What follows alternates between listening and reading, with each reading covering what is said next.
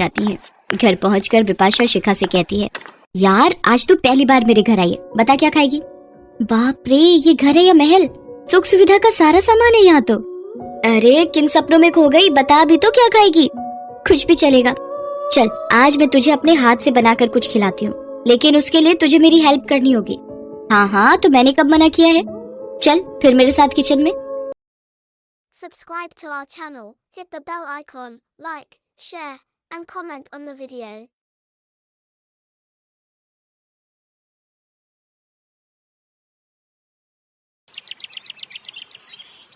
मुंबई शहर के नेहरू कॉलेज में पढ़ने वाली बिपाशा और शिखा बेस्ट फ्रेंड थी। उन दोनों में जमीन आसमान का फर्क था। बिपाशा जहाँ एक बड़े अमीर घराने से ताल्लुकात रखती थी, तो वहीं शिखा मुंबई की एक चौल में रहती थी। भले ही उनमें अमीरी गरीबी का काफी फर्क हो, लेकिन दोनों में सगी बहनों से भी ज्यादा प्यार था। कॉलेज में साथ बैठना, खाना पीना, सब काम वो साथ में करती थी।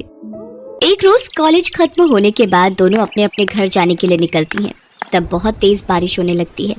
शिखा बस स्टैंड पर खड़े होकर बस का इंतजार कर रही होती है कि तभी बिपाशा अपनी कार लेकर वहाँ पहुँच जाती है और कार का शीशा नीचे करते हुए कहती है, ओए शिखा, चल आज जल्दी से आकर कार में बैठ जा, नहीं तो भीग जाएगी। ठीक है। अच्छा सुन, तू कह रही थी ना आज आंटी कहीं जाने वाली है, शाम तक घर आएगी, तो तू ऐसा कर, तब तक मेरे ही घर चल ले। आज डिनर वहीं कर लेना, उसके बाद शाम को मेरा ड्राइवर तुझे तेरे घर ड्रॉप कर देगा। प्लीज यार, अब मना मत करियो। अच्छा ठीक है, जैसा तुझे ठीक लगे। कुछ देर में ही दोनों सहेलियां बिपाशा के घर पहुंच जाती हैं। घर पहुंचकर बिपाशा शिखा से कहती है, यार आज तो पहली बार मेरे घर आई है, बता क्या खाएगी? बाप रे, ये घर है या महल?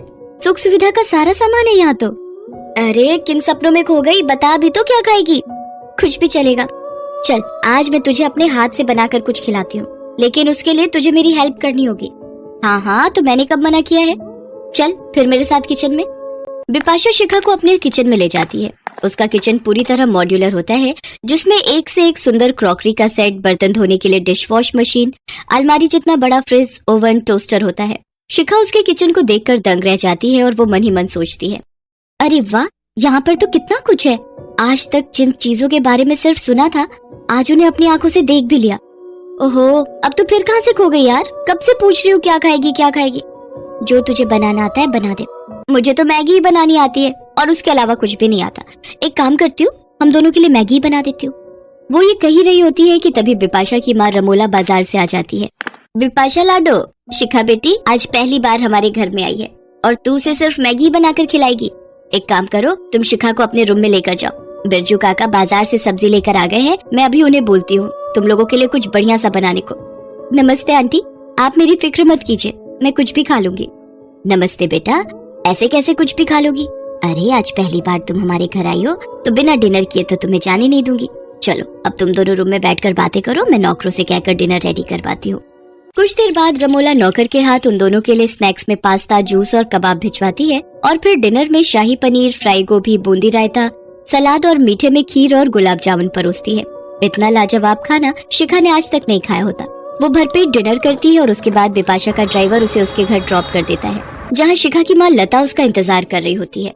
अरे बेटा आ गई, अच्छा हुआ जो तू बिपाशा के घर चली गई थी। मैं भी बारिश में भीगते भीगते बस अभी घर पहुँची हूँ। जहाँ गई थी वहाँ भंडारा हो रहा था, तो वही लेकर आई हूँ। चल अब तू हाथ मुँह धो ले, फिर पूड़ी छोले खाकर सो जाएंगे। माँ आप खा लो, मैं बिपाशा के घर से डिनर करके आई हूँ। अच्छा ठीक है। अरे ये क्या, बारिश में पूड़ी थोड़ी भीग गई है, तो मैं इन्हें थोड़ा सेक लेती हूँ। बहुत देर तक लकड़ियाँ और उपले लगाने के बाद लता के घर का चूल्हा जलता है। एक कोने में बैठी शिखा ये देखकर मन ही मन सोचती है, कितना फर्क है अमीर और हम गरीब की रसोई में। जहाँ अमीर को खाना गर्म करने के लिए सिर्फ ओवन का स्विच ऑन करना होता है और झट से खाना गर्म हो जाता है, तो वहीं एक गरीब को रोटी सेकने के लिए भी कितनी जद्दोजहद करनी पड़ती है। फिर उसकी नजर अपने घर की रसोई में रखे डिब्बों पर जाती है, जिनमें मुश्किल से ना के बराबर राशन होता है। एक और अमीरों का घर होता है जिनकी रसोई में दुनिया भर का सामान है, जहाँ ये समझ नहीं आता कि क्या खाएं और क्या नहीं। और एक और है ये हम गरीबों की रसोई। ऐसे ही वक्त बीतता गया। शिखा पढ़ाई में काफी अच्छी थी और वो अक्सर पढ़ाई में बिपाशा की मदद किया करती थी। बिपाशा और शिखा के एग्जाम आने वाले थे। शिखा अक्सर कॉलेज खत्म होने के बाद बिपाशा की पढ़ाई में मदद करने के लिए उसके घर जाया करती थी। एक दिन दोनों पढ़ाई कर रही होती है, तभी बिपाशा शिखा को बोलती है, शिखा यार मैं पढ़ाई करके थक चुकी हूँ, जाना यार फ्रिज में नारियल पानी के टेट्रा पैक रखे हैं, जरा अपने लिए और मेरे लिए लेते हो। हाँ रुका, भी लाती हूँ। इसके बाद बाद शिखा किचन में जाती है और फ्रिज खोलती है तो देखती है उसमें ढेरों सामान जैसे cold drink, chocolate, juice, fruits और भी बहुत कुछ रखा हुआ होता है। अरे बाप रे, ये फ्रिज तो किसी अलमारी से भी बड़ा है और इसमें इतना सारा सामान। ये तो ऐसे लग रहा है जैसे किसी मॉल की कोई बड़ी सी दुकान हो। इसमें तो दुकान की तरह कितनी सारी चीजें रखी हुई हैं खाने पीने की, और एक हम गरीबों के घर की रसोई है जिसमें फ्रिज के नाम पर एक पानी का मटका ही रखा हुआ होता है। ये सोचकर शिखा फ्रिज में से नारियल पानी लेती है और चली जाती है। फिर शाम को रमोला अपने कुक से कहती है, सुनो बिरजू, आज खाने में चिकन कोरमा, कढ़ाई पनीर, बूंदी रायता, लच्छा पराठा और बटर नान बना देना, और हाँ, मीठे में गुलाब जामुन और रसमलाई रख देना। जी मालकिन। और मालकिन, जो दोपहर का खाना बचा है उसका क्या करना है? अब हम बासी खाना थोड़ी ना खाएंगे, उसको तुम फेंक देना। वहीं खड़ी बिपाशा और शिखा रमोला की सारी बातें सुन रही होती हैं। शिखा बेटा, डिनर रेडी हो रहा है, तब तक तुम दोनों अपना स्टडी कंप्लीट करो, फिर हमारे साथ ही डिनर कर लेना। जी आंटी। बिपाशा के घर पर पढ़ाई खत्म करने के बाद शिखा उनके साथ डिनर करती है और फिर अपने घर चली जाती है, जहाँ पहुंचकर वो देखती है कि उसकी माँ बड़ी देर से चूल्हा जलाने की कोशिश करती है और फिर जाकर उसके घर का चूल्हा जलता है। फिर जब उसकी माँ रोटी बनाने लगती है तो देखती है कि आटा सिर्फ आज के दिन के लिए ही होता है। ये देख उसकी माँ लता सोचती है, हे राम, ये तो जरा सा ही आटा है। ऐसा करती हूँ, शिखा के लिए रोटी बना देती हूँ और मैं अपने हिस्से का आटा उसके कल के खाने के लिए रख देती हूँ। अपनी माँ की बातें सुनकर शिखा की आंखों में आंसू आ जाते हैं। तभी लता की नजर शिखा पर जाती है। शिखा बेटा, आ गई तू? तेरे लिए खाना लगा दूं क्या? नहीं माँ, मुझे भूख नहीं है, आप खा लो।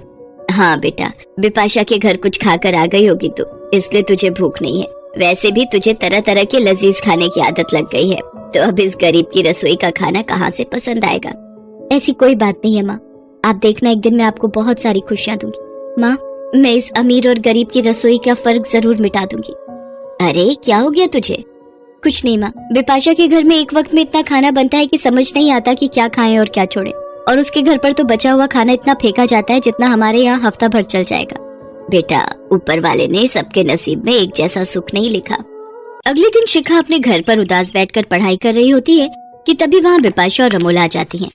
ओए शिखा, आज तू अकेला अकेले पढ़ाई कर रही है? आज तू नहीं आई इसलिए हमने सोचा हम ही आ जाते हैं तेरे यहाँ पढ़ाई करने और लता आंटी के हाथ का बना खाना खाने। अब तू तो कभी बुलाती नहीं है खाने पर, इसलिए आज मैं और माँ खुद ही आ गए खाने पर। जी बहन जी, और लता बहन, ये हमारी तरफ से थोड़ी सी मदद है। ये कोई एहसान नहीं बल्कि मेरी तरफ से शिखा के लिए आशीर्वाद समझ कर रख लीजिए। और शिखा बेटा, एक बात हमेशा याद रखना, रसोई चाहे अमीर की हो या गरीब की, लेकिन जब एक माँ वहाँ खाना बनाती है तो उसका मोल कोई अमीर नहीं लगा सकता। अब चले लता बहन जी, खाना बना ले, मेरे पेट में तो चूहे कूद रहे हैं। हाँ हाँ, आइए आइए। इसके बाद वो दोनों मिलकर रोटी सब्जी बनाते हैं और फिर सभी खुशी खुशी साथ में मिलकर खाते हैं।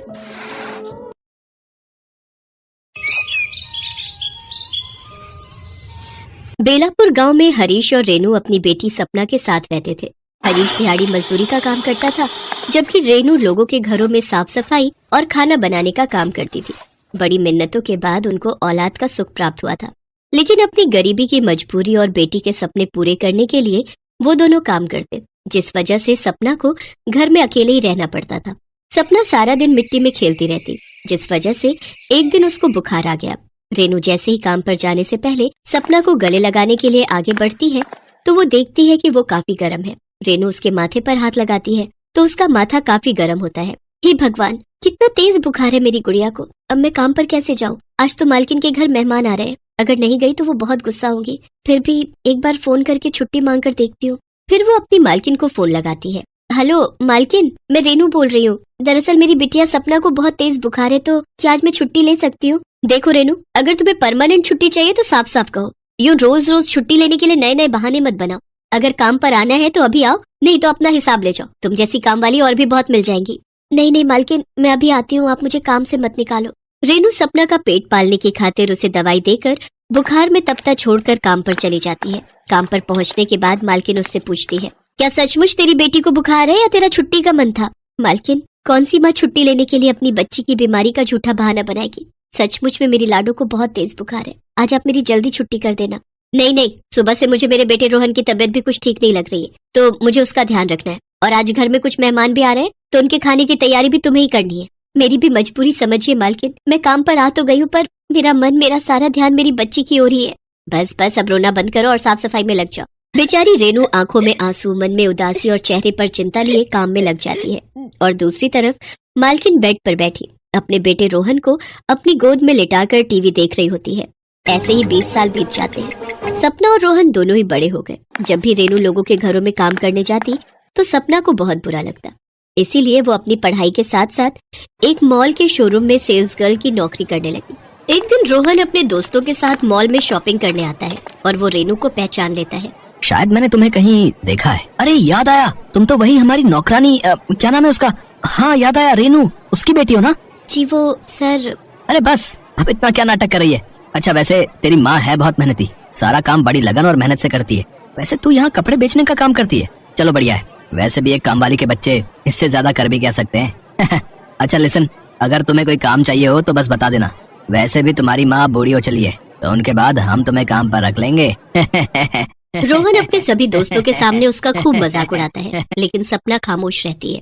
इसके बाद वो वहाँ से चला जाता है।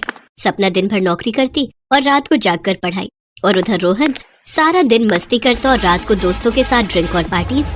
एक दिन रेनू अंजना के घर काम कर रही होती है कि तभी अंजना मेहरा रोहन को कहती है, रोहन ये सब क्या है? तुम दिन भर दोस्तों के साथ मटर गश्ती करते हो और रात को पार्टी। तुम अपनी स्टडीज पर बिल्कुल भी ध्यान नहीं दे रहे हो। ऐसा कब तक चलेगा बेटा?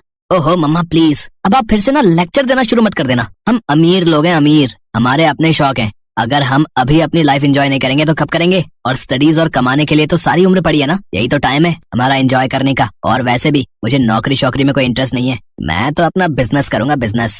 और उसके लिए मुझे आपसे पैसों की जरूरत होगी।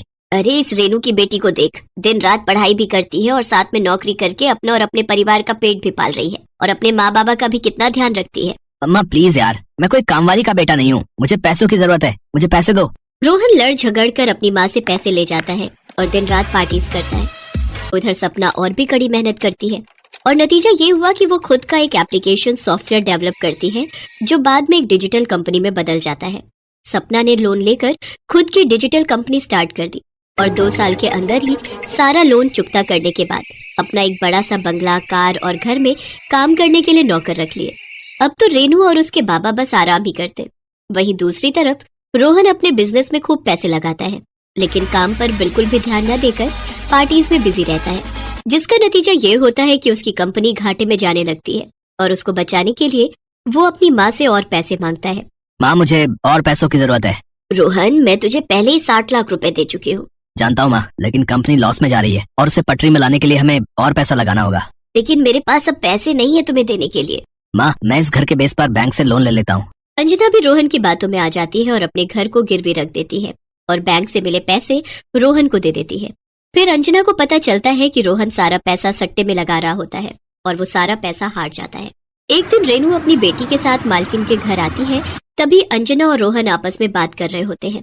मेरी तो कुछ समझ में नहीं आ रहा, अब मैं अपने इस घर को कैसे बचाऊंगी? अब हम बैंक का लोन कैसे भर पाएंगे? तुम्हारे पास तो कोई नौकरी भी नहीं है। रेनू और सपना उनकी सारी बातें सुन लेती है। रेनू अंजना से कहती है, मालकिन ये लीजिए मिठाई, मेरी बेटी की मेहनत की वजह से इसने तो मेरे दिन ही बदल दिए। भगवान किसी को घमंड ना करवाए, क्योंकि सबके दिन एक जैसे नहीं रहते हैं। रोहन ये लो मेरा विजिटिंग कार्ड, सुबह मेरे ऑफिस आकर मुझसे मिलना, मैं तुम्हें कोई नौकरी जरूर दे दूंगी जिससे तुम अपना घर बचा सको। थैंक यू सो मच सपना। तुम्हारी बहुत मेहरबानी बेटा, हम तुम्हारा ये एहसान कभी नहीं भूलेंगे। इसके बाद रेनू अपनी बेटी सपना के साथ एक बड़ी सी गाड़ी में बैठकर चली जाती है और अंजना और रोहन अपने किए पर बहुत पछताते हैं। Thank you for watching. Subscribe to our channel, hit the bell icon, like, share, and comment on the video.